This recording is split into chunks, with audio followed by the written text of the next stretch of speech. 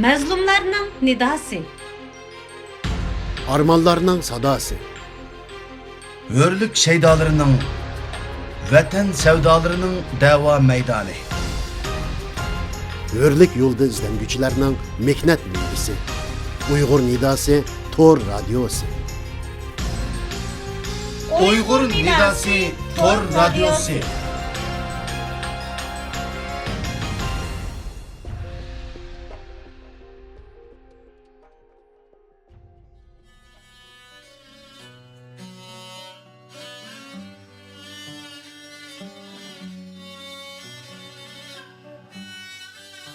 Mustamliki zulümüde emravatkan halkımızın ahuzarını dünyaya anlatış.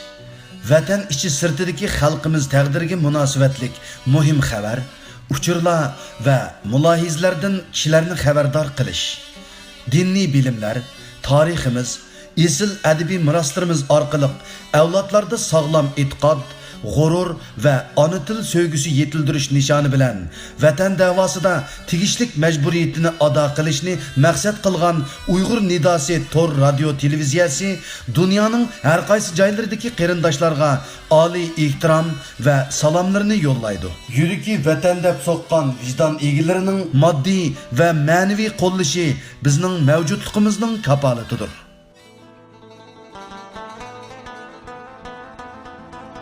Assalamu alaykum hürmetlik anlıqçılar. Anlavatqınızlar Uygur Nidası Tor Radyosu. Assalamu alaykum hürmetlik anlıqçılar. Bugün 15 yanvar yakshanba. Men bu haftalik anlatışımızın riyosatchisi Abdusalom Uyg'ur. Tövende men sizlarga bu haftalik anlatışımızni qisqacha tunishtirib o'taman. Aldı bilan anglaydiganinglar o'z va ixtiyoriy muxbirlarimiz tayyorlagan mikro xabarlar sahifasi. Buningda vatanimiz Sharq Turkiston va dunyoning har qaysi joylaridagi Uyg'urlarga munosabatlik o'tgan bir haftalik qisqa xabarlar anlatildi. Arqadan anglaydiganinglar mulohizalar sahifasi.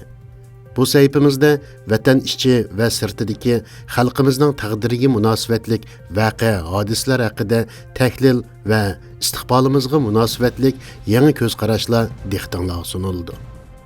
Onundan keyin anglaydiganinglar ruh durdanlari sahifasi.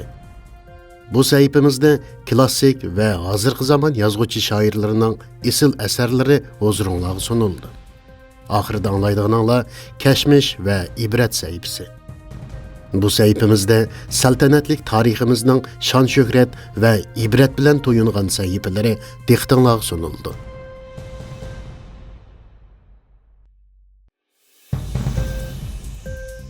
Assalamu alaykum hürmetlik radyo anlıqçılar. Tumarısının anlatışıda tövende anlaydıqınızlar mikro xabarlar. Bu xabarlarni öz muxbirimiz Artuş Boğra tayyorladi. 2017 yıl 5'deki xabarlarni diqqatingizga sunamiz. İstanbul'daki qatilning Uyg'ur emasligi o'ttirg'i chiqdi. O'rta ko'ydagi kechilik klubga hujum qilib, 39 kishini o'ldirgan va 64 kishining yorilishini keltirib chiqargan qatilning Uyg'ur emasligi o'ttirg'i chiqdi. Bu delodagi qatilning Daeshga chetishlik terrorchi ekanligi bildirildi. İstanbul'daki saqchi doiralari hujumchining salohiyati to'g'risida aniqlama berib, qatilning Abdugadir Mashrapov ekanligini oshkorlagan. Millat gazetida qatilning Abdugadir Mashrapov asli tojik, lekin O'zbekiston fuqarosi ekanligi bildirilgan.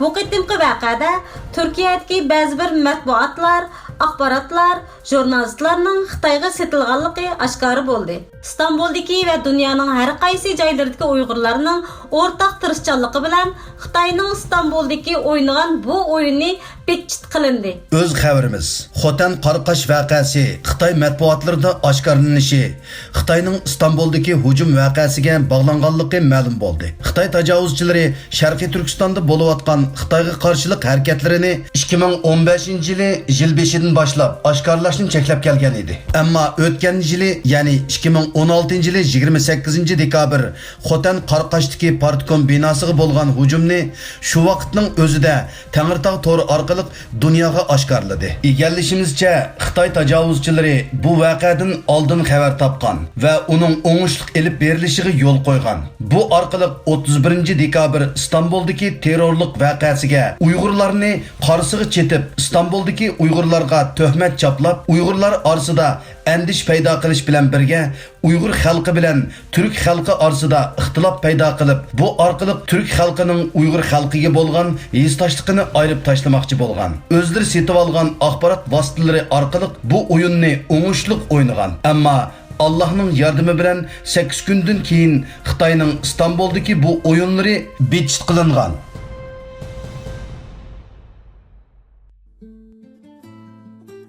Әмді huzurunlarga vatan içi sırtidagi xalqimiz taqdiriga munosabatlik muhim voqea hadislar haqida tahlil va istiqbolimizga munosabatlik yangi ko'z qarashlarni sunishni maqsad qilgan muloyizalar programmamizni anglatamiz. Düşman kim? Artış bo'g'ra. Allah izchil elchilar va vahiy avatish orqali insonlarni to'g'ri yo'lga yetaklab keldi.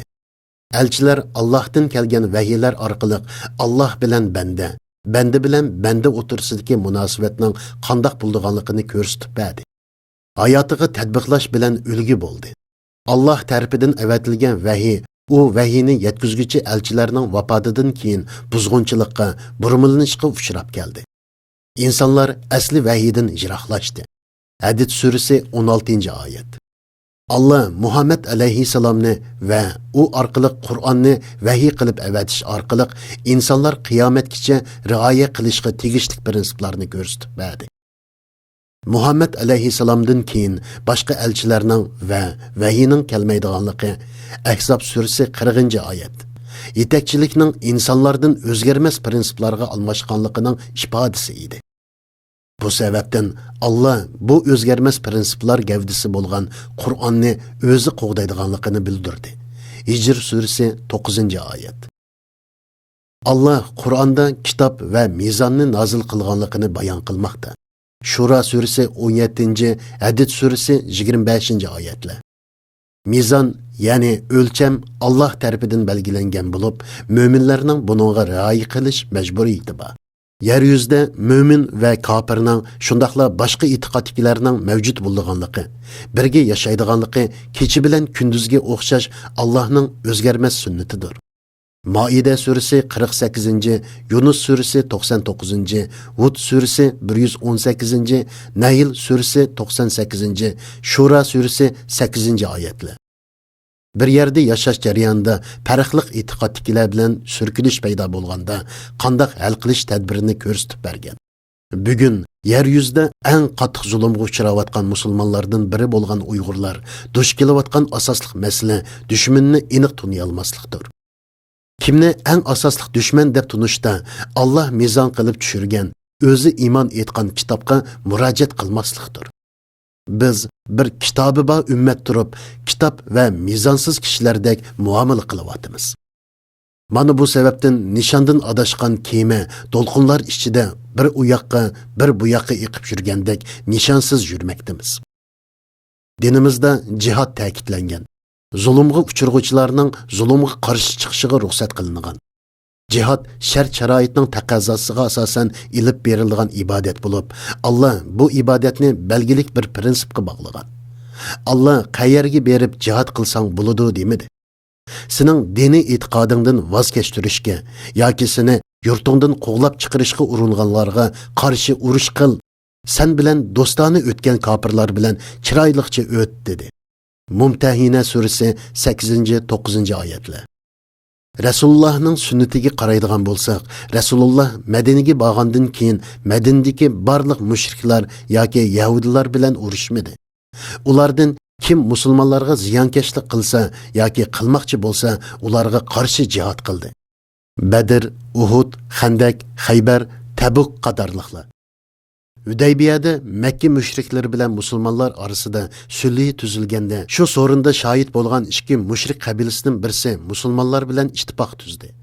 Rasulullah ularni rad qilmadi. Keyingi yili bu mushrik qabila Mekke mushrikleri bilan ittifoq tuzgan qabilaning hujumiga uchragandan keyin ular musulmonlar orasidagi ittifoqni shipi keltirib Rasulullohdan hujum qilguvchi qabilaga qarshi yordam talab qildi. Rasulullah ularning talabini rad qilmadi. Bu vaqadan keyin Abu Sufyan Madinaga kelib Rasulullahdan sulhni yangilashni talab qildi. Lekin Tavba surasi 1-oyatning hukmiga asosan Abu Sufyanning bu talabi rad qilindi. Rasululloh Makkani fath qilgandan keyin yendiki Toifga yurish qilmadi. Makkadagi musulmonlarga hujum qilishga tayyorlik qilayotgan Havazin qabilasiga qarshi otlandi. Hunayn g'azoti bo'ldi. Rasulullohning tutgan yo'li bu edi. Vida hajjiga qatnashgan sahobalar sonining 100 mingdan oshadiganligi haqida ma'lumot bor. Bulardan mutlaq ko'p sonliqining Rasulullohning mendan bir oyat bo'lsa-mu yetkazinglar ta'limotiga asosan Alloh rozi bo'lgan islom dinini tunishtirish uchun yer yuziga tarab ketganligi hammaga ma'lum. Iran va Rim imperiyasi bilan bo'lgan jihad sababi hammaga ma'lum. Iran podshohi o'z vaqtida Rasulullohning da'vat maktubini yirtib tashlagan. Rim musulmonlarni o'ziga raqib ko'rib urushga tayyorlik qilgan. Yaqinqi davrga kelsak, arab qarindoshlarga nisbatan Isroil va uning qo'llovchilari birinchi nomerlik dushman. Ular Falastinliklarni yurtidan qo'g'lab chiqaryotdi. Alloh qo'ygan o'lchamga tushidi. Ularga Xitoy tajovuzchilaridan bevosita ziyni yetmaganlikdan Xitoy tajovuzchilarini birinchi nomerlik dushman deb qaramaydi. Hatto Isroil va Amerika boshchiligidagi g'arbga qarshi ittifoqdosh deb qaraydi. Bizga nisbatan Xitoy tajovuzchilari birinchi nomerlik dushman. 1949-yillardan boshlab Falastinliklar yurtidan ayrilmay jihad qilyotdi. 1970-yillardan tortib afg'onlar shundoq. 2003-yildan tortib iroqliklar, 2011-yildan tortib Suriyaliklar yurtidan ayrilmay jihad qilyotdi. Ular vatanchi, millatchi bo'lib qolmaydi. Uyg'urlar qilsa vatanchi, millatchi bo'lib qoladi. Xitoy tajovuzchilariga qarshi jihad qilish islomda cheklanadi. Uyg'urlar Xitoy tajovuzchilariga qarshi Sharq Turkistonda jihad qilish uchun bir yerga jam bo'lishga urinsa, vatanchi, millatchi bo'lib qoladi. Xitoy tajovuzchilariga qarshi jihad qilish kimlarning qo'li bilan to'sib qilinyotdi? Ümmet davasını qilayotgan Al-Qoida 20 yildan keyin Xitoy tajovuzchilari bilan Beyjingda kelishimga imzo qo'ydi. Buni qanday tushunamiz? Bermidagi Arakan musulmonlari buddistlarga qarshi qo'liga qurol ilib, o'z davlatida buddistlarga qarshi jang e'lon qilib harakatga o'tdi. Amsa bularmi millatchimi, qavmchimi? Sharq Turkistonda Xitoy tajovuzchilari tarafidan 35 million musulmon dunyoning ko'z oldida usti ochiq turmalarga qamalib, inson tasavvur qilg'usiz zulm ichida yo'q qilish, surgun qilish girdoviga berib qoldi. Bularni qutuldirish uchun qurolliq mujohidlarning partizanlik va odam tarbiyalash harakatini qiliblashtirib, muntazam qo'shin tarbiyalashga kim to'salg'i bo'layotdi? Atalmış İslam devletiga berib, o'zini fidoilikqa tizimiga oldirayotgan Uyg'ur mujohidlarga Xitoy tajovuzchilarining konsulxona, elchixonasi oldida fidoilik ilib berishiga kimlar to'g'ri fatvo bera olmayotdi? Sharq Turkistondagi musulmonlarning Xitoy tajovuzchilari tarafidan islom dinini yo'q qilish siyosatiga muhojiratdagi Uyg'ur diniy olimlar, ulamolar birligi Xitoy tajovuzchilariga qarshi jihad qilish farz ayin deyishiga kimlar, nimalar to'salg'i bo'layotdi? Düşmanimizni aniq tunuydigan vaqt yetib kelmadimi? Uyg'urlar terrorga qarshi turklarning yanida. Yaqinqi yillardan buyon Turkiyada terrorlik voqealari nihoyat avjilashga boshladi. To'kilgani biz Uyg'urlarga qon va din qarindosh bo'lgan turklarning va bo'libmi musulmonlarning qini bo'ldi. Uyg'urlarning, jumladan Türk qavmlarining azali dushmani bo'lgan qora niyat kuchlar va ularga setilgan yaloqchi xoinlar to'plangdan to'g'ach o'g'irlashni fursat deb bilib, Turkiyada maydonga kelgan terrorlik hujumini Uyg'urlarga ortib, har xil taratqularda Uyg'urlarning Turkiyadagi obrazini qarlashni maqsad qilib, yolg'onlarni to'qib, qarlash tashviqotini ilib bormoqda. Vaholanki Türkiye'ni ikinci ana vatani deb bilgan Uyg'urlar asla Türk qarindoshlarini qaslaydigan paskesh terrorlik qilmishini qilmaydi. Uyg'urlar Türkiye'ni o'z vatanidek aziz ko'rdi va Türk qarindoshlarini o'zining urug' tuqunidek so'ydi. Terrorning irqi, dini va davlati bo'lmaydi. Begunoh insonlarga qilingan qaslashdek terrorlik hujumi dunyodagi eng qabih qilmishlardan biridir. Bu tür terrorlik qilmishini kim qilgan bo'lishidan qat'iy nazar Uyg'urlar tarafidan nafrat bilan la'natga uchraydi. Qasdan nohaq odam o'ldirgan qotilning oqibati bu dunyoda la'nat, oxiratda do'zax o'tida ko'yishdir. Islom dinimizda Allohdan yuz o'rish gunohidan qolsa, nohaq odam o'ldirishning gunohi eng og'irdir. Qur'oni Karimda kimki nohaq odam o'ltirmagan yoki yer yuzida buzg'unchilik qilmagan bir odamni o'ltirdikan, u butun insonlarni o'ltirgandek bo'ladi deydi. Maida surasi 32-oyat. Biz Uyg'urlar Turkiyadagi bu turli terrorlik hujumini qattiq ayiblaymiz. Uyg'urlar o'zi davlat terrorining qurboni bo'layotgan begunoh bir xalq. Uzoq yaqindagi Uyg'ur dushmani, qora niyat qotillar va ularning g'olchilarining Uyg'urlarni ona vatanimiz Uyg'ur diyorida, Turkiyada va dunyoda terrorchi deb ko'rsatib, butun dunyodagi Uyg'ur ichida ansizlik paydo qilishni maqsad qilgan qarchaplashlarga hargiz qarab tura olmaymiz. Qo'lida qalam tutalaydigan barliq Uyg'ur ziyolilar birlikda Uyg'urlarning nohaq qarlanganligi va Uyg'urlarning qarniyat hokimiyatning sistemlik yurgizgan davlat terrorining qurboni bo'layotganligini butun dunyo jamoatiga samimiyatlik bilan jakolaymiz. Va Uyg'urlarga qari chaplagan turk siyoqiga kirib olgan vijdonsiz munofiq atalmış muxbirlarni qonuniy javobgarlikka tortish uchun tirishchanlik ko'rsatamiz.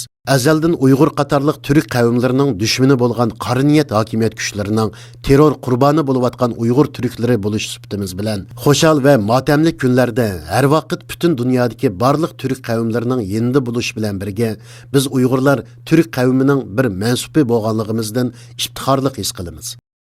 Dunyodagi butun turk qavmlarining jumladan Turkiyadagi qon va din qarindoshlarimizning qahramon irodasi bu terror hujumlari bilan asla sunmaydi. Bu pastkash usullar bilan terror qilmishlari qilayotgan turk dushmanlari va sotqin xoinlar asla maqsadiga yetolmaydi. Türkiye tuprog'ini qo'g'dash va terrorga qarshi urushdan shahid bo'lgan qahramon turk soqchi va askarlarni rahmat bilan yod etish bilan birga yaralanganlarga shifo va shahid oilalariga Allohdan sabr tilaymiz. Jumladan Uyg'urlarni o'z ichiga olgan mazlum musulmonlarning bosh panohgohi Turkiyaga omon esanlik va kuch-quvvat yor bo'lsin. Uyg'ur akademiyasi.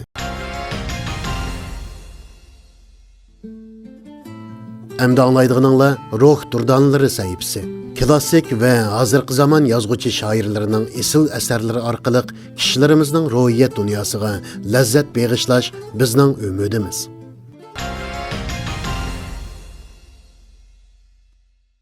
Oygan. Abduxaliq Uyghur.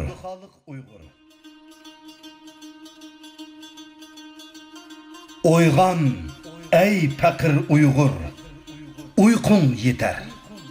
Sende mal yok. Emdi ketse can kiter. Bu ölümdün özünü kutkuzmusan. Ah, senin halın xatar, halın xatar. Kop dedim beşini götür, uykunu aç. Rakibinin beşini kes, qinini çaç. Köz içip etrafka obdan bakmasan, ölüsen armandı bir gün yok ilaç. Elimu cansızgı okşaydı tenin. Şunu yok mu anca ölümdün gimin. Kışkarsam kımırlamaylı yat sen. Uyganmay ölmekçi mi sen şu petin. Közünü yoğan içip etrafka bak. Öz istikbalın hakkıda oylan uzak. Kets qoldun bu ganimet fursat. Kelecek işin çatak, işin çatak. İçinar könlüm sana, ey Uygurum. Sebdişim, qerindişim, bir tukunum. Köyünüp halınğı oygatsam seni. Anlamaysan zadi nemi bolğunun. Kelido bir gün pişayman kılısan. Tekdigi gepning şu çağda yetsen. Hey desen şu çağda ülgürmey kalur. Şunda Uygur sözüge ten beresen. Mikrofon aldıda Karxan.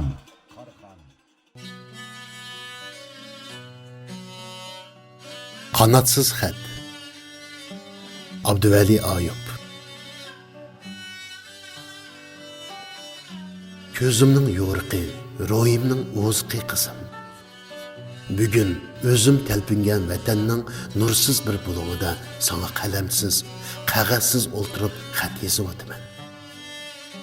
Bilasan, xatni qog'ozga emas, qalb qurlarimga yozyapman.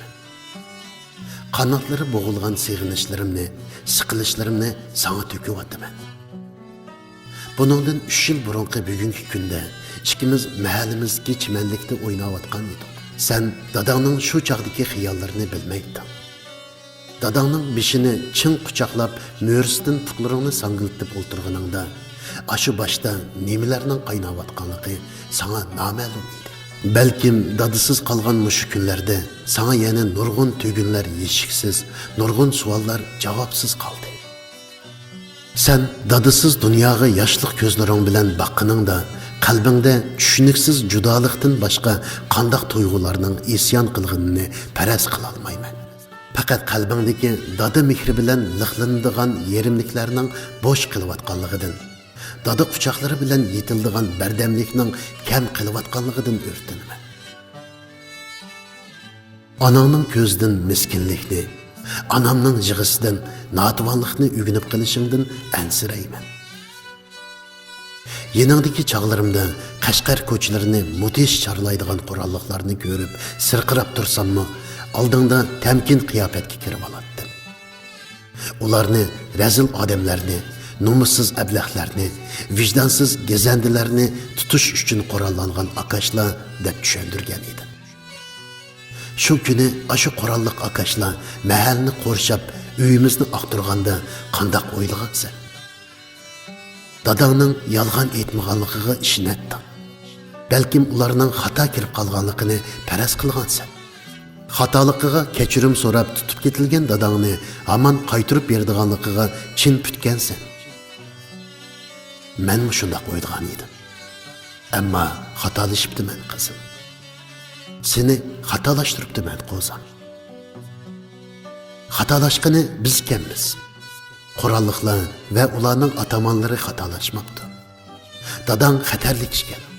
O'z qizini atamiras tavarruk vatanida onasining mehrlik tilida o'qitmoqchi bo'lgani jinoyat ekan. Dadangning o'z bolasi uchunla emas, balalar uchun g'am yegini, balasi uchunla emas, balalar uchun boshqa turg'ini xavfli ekan. Dadangning qalbidagi g'ubarsiz, ma'sum balalik dunyoga bo'lgan muhabbatmi ular uchun tahdid ekan. Bularni so'roq jarayonida bildim. Ular dadangning yiliga 100 ming so'mlab topqili bo'lgan ahli va iqtidori bilan zardorlik yo'lini emas, o'qituvchilikni tanlab olganini tushunolmabdi. Barliq qimmat va qadriyatlarni pul va mansab bilan o'lchaydigan shu kishilarni qalbimdagi muhabbatga, iymondek pok bolalarga atalgan sevgiga ishondira olmadim qizim. Ularni sabiylarning cho'virlashlaridan shatlanadigan, ularni sehrlik tabiat va mehrlik jamiyat bag'ridan avundiradigan bir dada ekanligimga ishondira olmadim. So'roqqa kelgan farzandlik dadalarga, ini singillik ochi ufqlarga, mehri otash onalarga qo'limda ishkal qarab o'ltirib ularni meni so'roq qilishga, qistashga, qamashga va jinoyatchi deb satlashga qaysi kuchning majburlayotganini bilolmadim. Xuddi hech kim sana mening nada, nima uchun ishkallanganligimni deb berolmagandek, menmo nemishqa sensiz, quyosh va oysiz qora qapasga band qilinganligimni so'zlab berolmayman. Dastlabki kunlarda seni dadamni bo'bish tutib ketdi deb bilsin dedim. Kichigimdan bo'bish haqida qo'rqinchli hikoyalarni anglaydigan.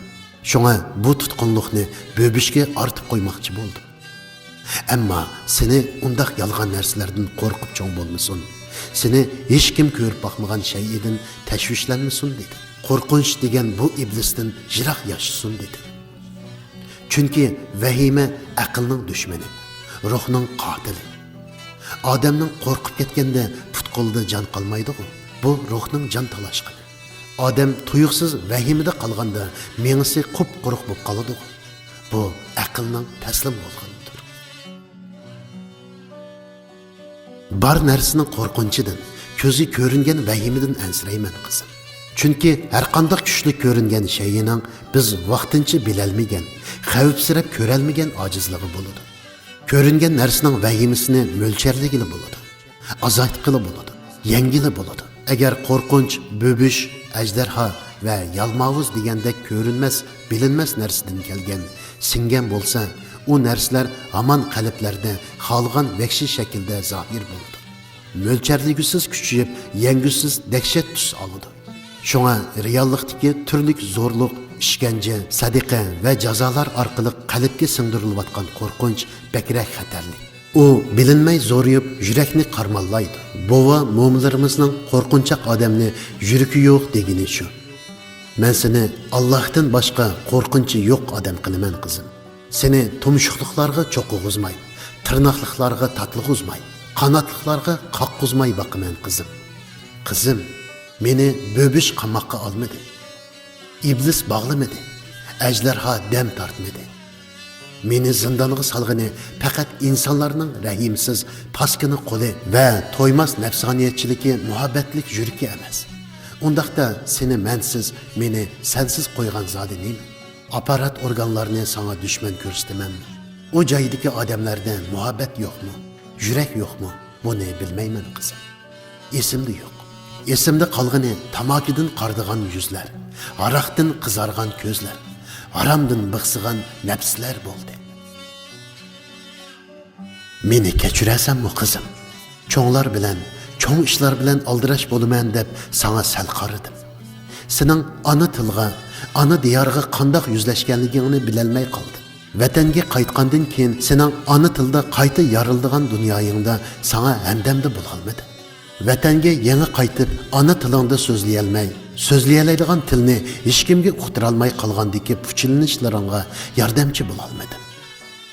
Tugumas dars, tutmas suhbat, oxirlashmas mehmondorchiliklarda yurib, sana cho'chak so'zlashni unutdim. Kunlab ko'rishalmaganimizda mening o'qituvchimla bor, dadam yo'qmi deganingda azoblandim-yu, hikoyachi dada, sirdosh dada, safardosh dada, hamroh dada bo'la olmadim. Amerikadan bir kelgancha daryoga tushgan xastak sening yeningdan, dunyoyingdan, tilsimli hayotingdan, tugumas savollaringdan xabarsiz qoldim qizim. Amerikadan qaytarishimizda sen Amerikada yoqtirib o'qiydigan kitoblaringni eg'ir ko'may necha 10 ming kilometr orliqdan ko'tirib kelgan bilan ularning birini o'qib berolmadim. Sana qo'yib beraman, sen bilan ko'raman deb elib kelgan necha 100 balla filmining birini sen bilan ko'rishib berolmadim. Amerikadagi hayoting haqida yozmoqchi bo'lgan Mas'uda va Amerikalik Tiyin nomli kitob og'zimda, planlarimda qoldi qizim. Meni afu qilasanmi qizim? O'zdan, bag'irlardan boshqa hamma odamga vaqt chiqara oladigan oila g'ami bilan emas, dunyoning dardi bilan yashashni a'lo bildigan bo'lib qolganimni tushunasanmi? 2011-yili 10-iyul Qashqarda tunji leksiyani uyushtirdim. Leksiyaning o'tirsida sen sahnaga chiqib ishtirokchilarga qarab kulimsirdim. Menmo sarg'ush chachlarimni silab leksiyarimni davomlashtirib edim. 2012-yili 20 yanvar Qashqarda yana bir qitim leksiya qildim. Men so'z boshlab uzun o'tmay yana oldimga yugurib kelyapsam, qo'limni shiltib to'xtatib qo'yibdim. Anangga islib yig'lab ketibsan. Asli kelib meni suyib qo'ymoqchi ekansan qizim. Shuningdan keyin bir qancha qitim leksiya so'zildim, lekin bir qitimmi sahnaga yaqin yo'limidim qizim. Amerikada sen qo'shilmasang hech yerga bormaydigan, uxlaydigan chig'ingda sen rozi bo'lmagan hikoyalarim haqida pushaymon yeydigan, sen yoqtirgan kartonlarni billa saqlab ko'radigan dada edim. Sen har qanday so'rinda qeshimda eding. Har qanday joyda ko'zimda eding. Har qanday vaqtda aqlim senda edi. Vatanda cho'nglar sendan muhim bilindi. Oqsoqollar sendan e'tiborli bo'ldi. Qudrat sohiblari sendan manfaatlik tuyuldi. Vatandagi ojizlar kuchliklardan, oz sonliq ko'p sonliqdan, pulsiz puldorlardan kamsindigan, qisildigan va bundoq kamsinish va qisilish hayotning ayrilmas mazmuniga aylanib qolgan muhitda men sendan ijozatsiz o'z planlarim bilan yurdim. Sendin, sening mavjudligingdan, arzu xohishlaringdan mustasno qaror chiqarishni menmo tabiiylik deb qaraydigan bo'lib qoldim. Qandoq o'zgarganimni, muhitning qurbonligiga qandoq bosh qo'yganimni, so'rindagi, sahnadagi, ekrandagi obrazim uchun seni yana nimalardan mahrum qo'yganimni o'zimmi deb berolmayman qizim. Mensiz 7'ga kirib açdım. Dadısız bu günlerin yana tugaydigandek emas. Qamalg'inimga pushaymon qilmadim qizim. Faqat seni ko'rolmagan bu hijron tunlariga o'sh bo'ldim.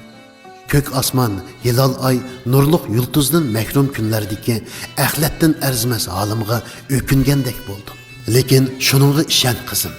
Dadang marhamatlik Allah bilan sabrlik, muhabbatlik Uyg'ur bilan kuchli, kuyimlik qarindoshlari bilan umid var. Dadanga minglagan mehribonlarning tilaklari hamroh qizim. Sen texmi omadga yaqinsan.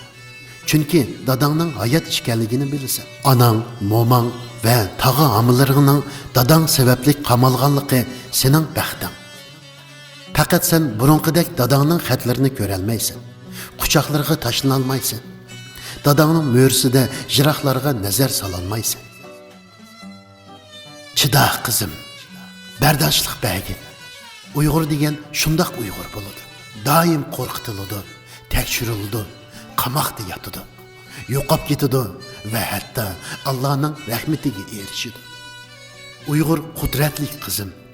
Allah o'ziga eng suyimli bandalarini shundoq sanaydi. Allah eng bardoshli qavmiga tog' yuklaydi. Buningga imonim komil qizim. Men faqat seni seg'inib, azoblarimni so'zlab, ochiqlarimni aytib soldim. Hammamizni Allah mag'firat qilg'ay. Senden ensireymen kızım. Dadısız günlerde dadıları bilen köngüllik yaşavatkanlarga nefretlenişinden ensireymen. Etrafındaki tili kısılgan, dili sıkılgan, boynu egilgenlerinin eksice öz anı tilde mağrur sözlep, mağrur yayrap öz zuvanda hakavırlarca kaldırılışıvatkanlardan nefretlenişinden ensireymen. Men kichigi chumölden tatip, çoğu alemgiçe her kandak şeyide Allah'ın büyüklüğü, berikti ve mehrini his qilib bilib yaşavatkan bu milletning söygü bilen ölçeydiğen aqidasidan senin aşındaq nefretler sebeplik jiroqlab ketishidan ensireyman.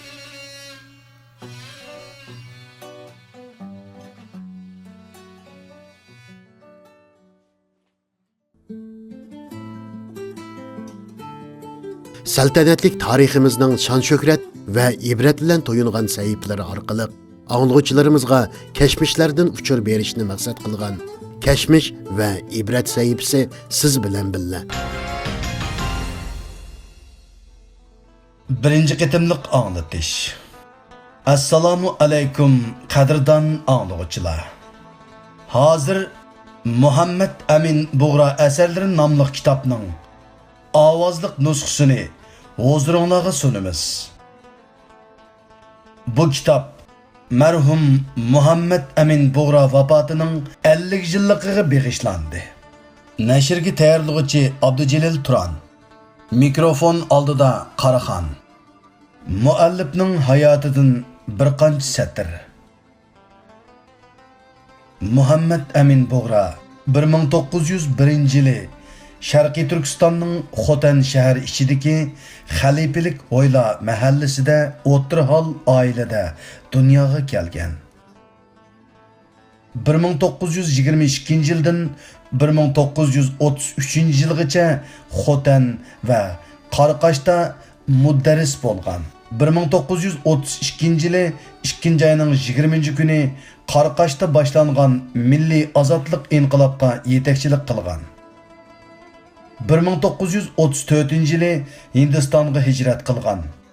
1940-yili Kabulda Sharqiy Turkiston tarixini yezib tamomlagan. 1943-yildan 1945-yilgacha Chongqing Çinning urush mezgilidagi poytaxtida turgan. 1947-yili qurilgan o'lkalik hukumat a'zosi va ta'minot nozirligiga tayin qilingan. Shundaqla Erik gazetining bosh muharriri va Uyg'ur uyushmasi ilmiy hay'at raisi, Urumchi Darilfonining faxriy professori qatorliq vazifalarda bo'lgan. 1948-yili 12-oyning 29-kuni o'lkalik hukumatning muavin raisligiga tayinlangan. 1949-yili 11-oyning 12-kuni Sharqiy Turkiston Çin kommunistlari tarafidan istilo qilinganda oilasi va bir qism sabdoshlari bilan ikkinchi qitim Hindistonga hijrat qilgan. 1952-yili Turkiyaga kelgan. 1953-yili İstanbulda Türkçe Türkistan ismli oylik jurnal chiqargan. 1956-yili Türkçe va inglizcha tillarda Türkistan Ovozi nomli jurnal chiqargan. Arab va Osiyo davlatlariga berib vatan davosini anglatgan. 1952-yildan boshlab Dünya İslam Təşkilatının Şərqi Türkistan vəkili bolğan. Bu təşkilatның Məkkə, Bağdad, Karachi, Tehran və Qahirə qatarlıq şəhərlərdə ötküzülgən yığınlarga qatnaşqan. 1958-yili dünya cemaatçilikinin bolupmu İslam dünyasının qollashini qo'lga keltirish uchun favqulodda kuch sarf qilgan. 1965-yili 6-ayning 14-kuni tush vaqti bilan Anqaradagi uyida yuragi harakatdan to'xtagan. Muhammad Emin Bug'raning butun hayoti din, millat va vatan yo'lida jafo mushaqqatlik, tillarga daston bo'ladigan qilichi va qalami bilan elib borgan keskin kurashlar bilan o'tgan. U shaxsiy hayotida mustahkam iroda bilan oddiy-soddiy yashagan. Marhumning jinozasi rasmiy davlat murosimi bilan Anqaradagi asriy mozorliqqa dafn qilingan. Marhumning qabri teshiga mundaq deb yozilgan: Aziz do'stim Amin apandi, bugun oy yulduzliq al bayroq bilan giralishib tavutingizni zinnatlagan oy yulduzliq ko'k bayroq yurtingizning osmonida lapildiganga qadar Türkistanning mustaqillik harakati to'xtab qolmaydi. Ham fikr do'stlaringiz hayotingizni bu yo'lda vaqf qilgan bu muqaddas davoni natijaga erishtirish uchun to'lib toshgan g'ayrat va chin samimiyat bilan kurash qiladi. Buningga ishoning va xotirjam yeting. Türkistonliklar nomidan Professor Tahir Chag'atay, Abdujelil Turan. Siyasi hayatım. Başlangıç. Şərqi Türkistan zamanıvi qatnaş və xəbərləşiş vasitələri arqılıq dünya məmləkətləri bilən əlaqələş fürsəti bolmağan, dünya tərəfindən unutulğan bir yer idi. Hökümran unsuru bolğan Çinlik hökumət xadimləri Şərqi Türkistan xalqını zamanıvi tərbiyədən məhrum bir halətdə idare qilmoqda. Bu sebepten Şərqi Türkistan xalqi 20-asrning boshlarida turib, o'rta asrning qorong'uligi ichida yashamoqda. Lekin Çin hukumat xodimlarining og'ir zulmlarini, millatning ejinarlik darajada orqada qolganligini his qiladigan kishilar yo'q deyarlik edi. O'rta tahsil elayotgan chog'larimda Birinchi Dunyo urushi asnosida Şərqi Türkistanğa chet eldan ba'zi gazet jurnallar va siyosatchilar kelgili boshladi. Bu gazet jurnallarni zo'q bilan o'qib, tog'amning uyida uning chet eldan kelgan sayohatchilar bilan qilishgan suhbatlarini zo'q bilan anglaytdim. 1913-yili Xotanga kelgan turkiyalik bir sayohatchi muallimdan xususiy dars ilib, az to'la zamonaviy ma'rif va siyosiy tadqiq tarbiyasi tahsil qildim. Umuman 15 yoshimdan e'tiboran Çinliklarga qarshi nafrat hissi, millatim va yurtimning holiga qayg'urish yuragimda o'rinlashqili boshladi. Hissiyotning haydakchiligi bilan millatimning tarixini o'rganish, dunyodagi millatlarning qadimki va hozirgi zamon hayotlarini tadqiq qilish qizg'inligi kundan kunga kuchlanmoqda edi. Afsuski, muhitimda menga bu sohada tarbiya beradigan kishilar yo'q edi. Faqat o'zimga tarbiya berishim lozim edi. 22 yoshimda tahsilimni tugatib, mudarrislikni boshladim. Madrasadagi dars usullarida yangiliklar keltirishga tirishdim. Bu sababdan konu mutassib kishilarning har xil dushmanliklariga uchradim. 1922 yildan 1930 yilgacha siyosiy jihatdan bir amaliy ish qila olmadim va qilish qobiliyatini o'zimda his qila olmadim.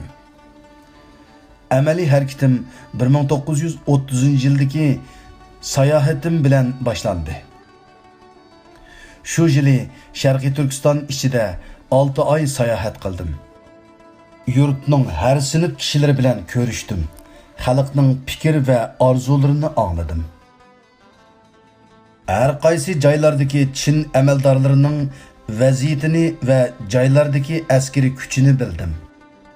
Natijada ochiq va tinchlik ichida bir siyosiy harakat elib berishning mumkin emasligiga, qurolliq bir inqilobdan boshqa choraning yo'qligiga qanoat hosil qildim. Sayohatdan Xotanga qaytib kelibla inqilobga zamin hozirlash va xalqni atrofimga to'plashning chorasini izladim. Buningda hukumat tarafidan bir to'salg'iga uchirmasdan xalqning menga yaqinlashishini qo'lga keltirishim kerak edi. Bu chorani tepish o'ng'ay bo'ldi. Diniy ilmim yetarlik bo'lganligi uchun Xotanning har yerda diniy nutq so'zlashga boshladim. Har qitimqi nutqimni xalq uzoq joylardan kelib anglaydi.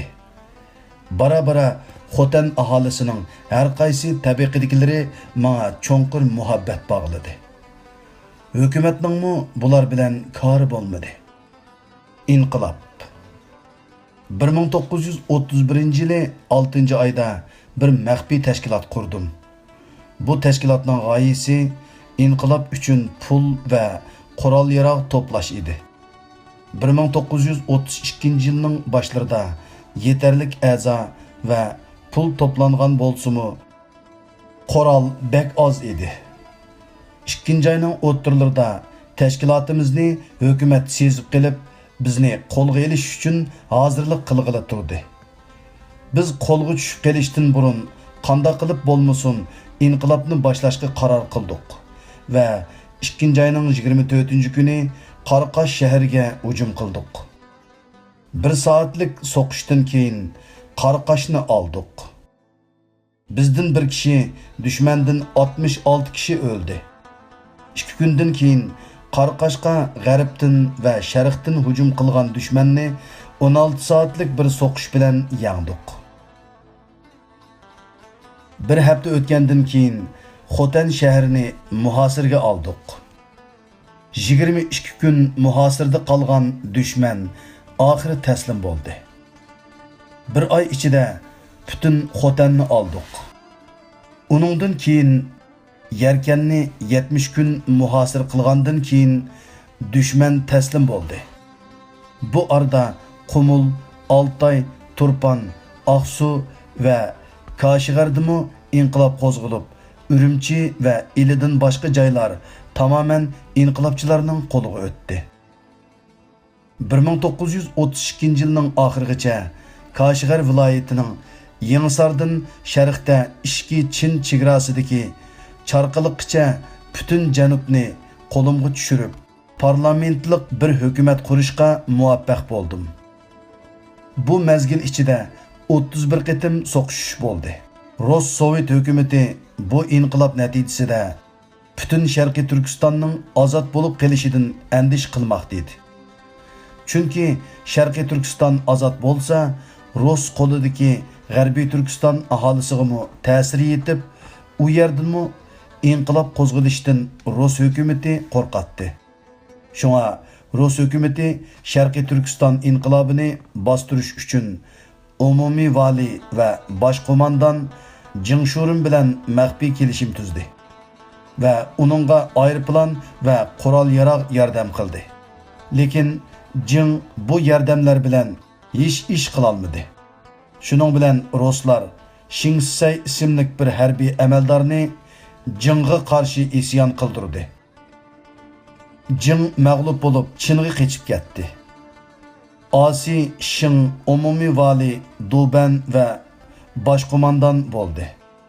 Ruslar Shingga bir firqa Rus va bir firqa Chin askari bilan yordam qildi. Ruslarning bu yordami bilan mag'lub qilingan shimol viloyatlaridagi inqilob rahbari Xo'janiyaz va o'ktichi Tungan generali Majonyinglar Kashgarga qochib keldi. Men Xo'janiyaz bilan birlashdim. Oldi bilan Asi Majonyingni yo'qotib, uningdan keyin Rus askarlariga qarshi oxirgi nafsimizgacha vatanimizni mudofaa qilishga qaror qilishdik. 1933 yılı 3. ayının 5'ida Majonyingga qarshi urush boshlandi. Xo'janiyaz Kashgardan Yarkanga qochib ketganlikdan Kashgar Majonyingning qo'liga tushib ketdi. Mening ikki inim general Abdullah Shah Mansur va brigadir qo'mondan Nur Ahmed Amir sahiblar 6000 askar bilan Yangisarda Majonying bilan so'qishdi. 3. ayning 28 kuni inim general Nur Ahmed shahid bo'ldi. 20 kun davom qilgan bu so'qishda ikki inim boshliq 3200 askarim shahid va yordar bo'ldi. Bundaq zoya bo'lishqa, bu urushqa Xo'janiyazning qatnashmaganligi sabab bo'ldi. Keyinchi ma'lum bo'lishlarga qaraganda Xo'janiyazning men bilan qilishgan birlashish kelishimi meni aldash uchun qilingan ekan. Shundaqla umumiy vali Shinsey bilan maxfiy kelishim tuzib, menga va muhim bir qism odamlarimga qarshi suiqasd planlagan ekan. Shuning bilan Yarkan va Xotandagi inqilobchi askarlarni o'z tarafiga tortib olishni ustiga olgan ekan. Bu maxfiy kelishim Rus generali Bitkevning Xo'janiyazga yozgan bir maktubining 4. ayning 4. kuni mening qo'limga tushishi bilan oshkor bo'ldi. Shuning bilan men Yarkanda Xo'janiyaz va Majonyingdan iborat ikki dushman o'rtasida qoldim.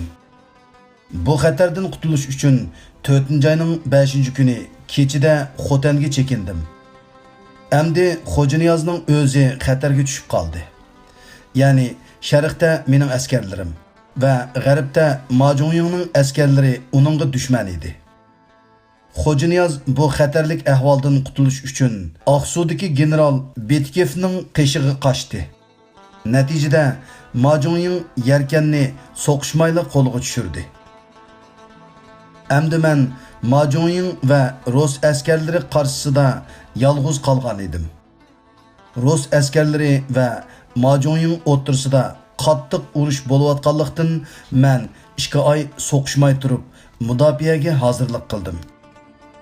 Majonying Rus askarlarining aeroplan va tanklardan mag'lub bo'lib, ashushini yo'qotgan holda az bir qism odamlari bilan Rossiyaga qochib ketdi. Uning 8000 ga qadar askari Maxusan ismli bir harbiy amaldorning qo'mondonligi ostida qolib qoldi. Maxusan 6. ayning 15. kuni bütün kuchini yig'ib Xotanga hujum qildi. Menmo bütün kuchim bilan mudofaa qildim. 6. ayning 15. kuni kechasi mening askarlarim Zava meydan urushida mag'lub bo'lib, parishon holda tarqilib ketdi. Va men yenimda qolgan 300 askarim bilan Xotanning janubidagi tog'larga chekindim. Maxusan Xotanni ishg'ol qilib, men qarshi askar chiqardi. Tog'lardagi urushlarda dushman mag'lub va men g'olib vaziyatda bo'lsam-mu, ozuq-tulik yo'qligidan askarlarim kundan kunga azayg'ili boshladi. 7. ayning 20. kuniga kelganda yenimda faqat 22 qurolliq askarimni qolgan edi. Hijrat. Qarshimda yolg'iz Maxusan bo'lgan taqdirda yana kuch to'plab uni vatandan haydab chiqarish imkoni bor edi. Lekin uni qo'g'lab kelayotgan Rus kuchlariga qarshi turishim mumkin emas edi. Shuning uchun 7. ayning 27. kuni Hindistonga hijrat qilib, bir mezgil fursat kutishga qaror qildim va shu kuni Shaydulladan Hindistonga qarab yo'lga chiqdim. 8. ayning 12. kuni Ladakhga kirdim. Kashmir va Amritsar qatorliq shaharlarda turdim. Dehli va Bombayga bordim. muhim shaxslar bilan ko'rishdim. Hindistonda turgan mezgilda shu qanoatga keldimki, chet elda vatanim uchun muhim bir ish qilish o zamonning dunyo siyosatiga hech to'g'ri kelmaydi ekan. Shuning uchun Sharqiy Turkistonga qaytib, yurtning tog'liq joylarida partizanlik qilib, bir o'rinni qo'lga keltirib, dunyoga tonilmoq va fursat kelganda istiqlol e'lon qilish plani bilan yurtga qaytishga qaror qildim. Ailemni Hijozga yo'lga selib, 15 odamim bilan savdogar qiyofatiga kirib, ismimni Abdullah Xon Yarkandi deb o'zgartib, maxfiy suratda 1934 yili 2 oyning 2 kuni Chatral yo'li bilan yo'lga chiqdim. Shu chaqdagi Hindistonning chegara o'lkasidagi Dirdan Pamirgacha bo'lgan tog' yo'llari butunlay qor bilan qoplangan va ot bilan safar qilish mumkin bo'lmaydigan bir fasl edi. Narsa keraklarimizni hammal kira qilib, o'zimiz piyoda mangdik. Qor chapqunliq kunlarda bir necha kun to'xtab, havo echilganda yana mengib 3-oyning 6-kuni Afg'onistonning Vaxan jilg'isiga yetib bordik. Pamirdan odam o'tish imkonsiz bo'lganlikdan Burg'il chegara yezisida 2 oy turib kelishga majbur bo'ldik. Chegarada turgan vaqtimizda u yer bu yerga qechib chiqib qolgan inqilob yo'ldoshlarimdan 30 ga yaqin kishi yenimga to'plandi. Bir oz qurol setib olish imkoni tepib, yenimdagi odamlarimni qurollantirishga yetarli qurol to'pladim. Pamir yo'lining qorlari erib yo'l ochildi. Toshqo'rg'on tarafiga Pamir qirg'izlaridan jasos yo'lladim. Bütün yo'llarga Chin va Rus askarlari yerlashib, bizni tutish uchun mukammal o'rinlashtirish qilinganligi ma'lum bo'ldi. Oldimizga menish yoki Hindistonga qaytishimiz imkonsiz bo'ldi. Afg'onistonga chekinishdan boshqa chora qolmagan edi. Lekin vatan chegarasi ko'zimizga ko'rinib turgan bir yerdan yana orqaga, uzoqlarga chekinishga ko'nglim rozi bo'lmay qattiq qayg'u va siqilish bilan chegara burg'ilida turib qoldim. Nurg'un odamlarim umidsizlanib, mendan ruxsat so'rab, har tarafga tarqalib ketib, yenimda 15 kishilik qoldi. Bu arada Afg'oniston chegara amaldorlari mening kim ekanligimni bilib, hukumatiga ma'lum qilgan. Afg'oniston Tashqi ishlar ministrligi mening nima maqsad bilan bu chegarada turayotganligimni aniqlab chiqish uchun amaldorlarga buyruq tushirgan. Chegara amaldori mendan rasmiy holda so'rdi. Men o'z yurtimga qaytish maqsadi bilan kelgan edim. Bu yerda hech bir ishim yo'q. Ammo yo'lim to'silib qolganlikdan turib qoldim. Agar Afg'oniston hukumati qabul qilsa, Kabulga berib, bir muddat u yerda turishni xohlayman, dedim. 8-oyning 5-ida Tashqi ishlar ministrligidan bu talabimning qabul qilinganligi haqida javob keldi. Shuning bilan men g'ayri rasmiy hukumat mehmoni sifati bilan Kabulga qarab yo'lga chiqdim va 9-oyning 2-kuni Kabulga keldim.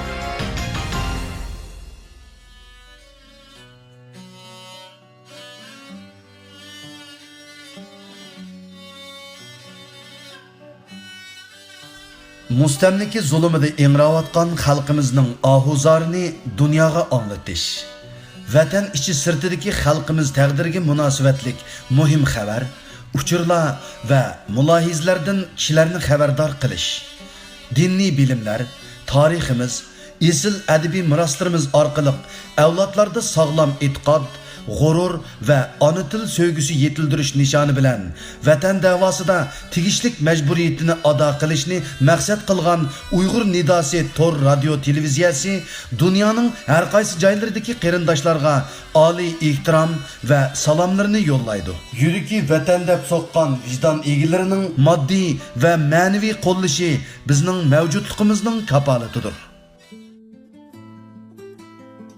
Hürmetli radyo anlıqçılar, bu haftalik programımız müşahede ahırlaştı. Köngül qo'yib anglab berganinglarga rahmat.